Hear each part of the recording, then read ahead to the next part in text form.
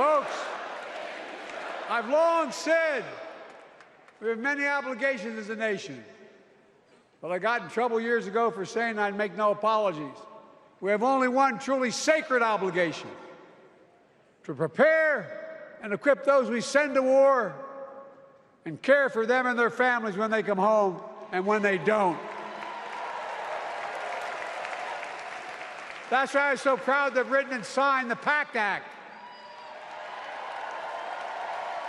one of the most significant laws ever, helping veterans and their families exposed to toxic materials like burn pits in Agent Orange. I was around during the Vietnam War. It's hard. Nobody was able to prove that their illness was a consequence of Agent Orange. And no one was able to prove initially that because they lived in burn pits like my son lived next to in Iraq for a year, that it was the cause of their illness. But because of the PACT Act, a surviving spouse with 2 children is now eligible for a stipend of about $3,000 a month. And those children who lost a parent are eligible for tuition benefits to go to college and to get job training. It's already helping over 1 million veterans and their families just so far. Well, I love them, and I'm so proud of my son's service.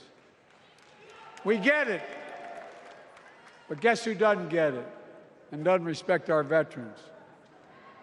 We know from his own Chief of Staff, the 4-star General John Kelly, that Trump, when in Europe, would not go to the grave sites in France. The brave service members who gave their lives to this country. He called them suckers and losers. Who in the hell does he think he is? Who does he think he is?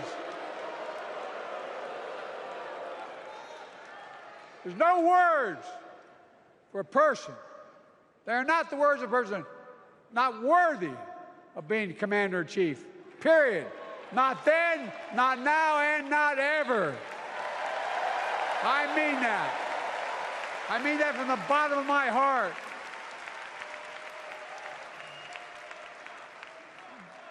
Just as no commander-in-chief should ever bow down to a dictator, the way Trump bows down to Putin. I never have, and I promise you, Kamala Harris will never do it. Will never bow down. When Trump left office, Europe and NATO was in tatters. Not a joke. America First doctrine changed our whole image in the world. Well, they gave the hours, about 190 hours sum total, meeting with my counterparts or heads of state in Europe to strengthen NATO. We did. We united Europe like it hadn't been united for years, adding Finland and Sweden to NATO. 10 days before he died, Henry Kissinger called and said, not since Napoleon has Europe not looked over their shoulder at Russia with dread, until now. Until now. Well, guess what? Putin thought he'd take Kyiv in 3 days. 3 years later, Ukraine is still free.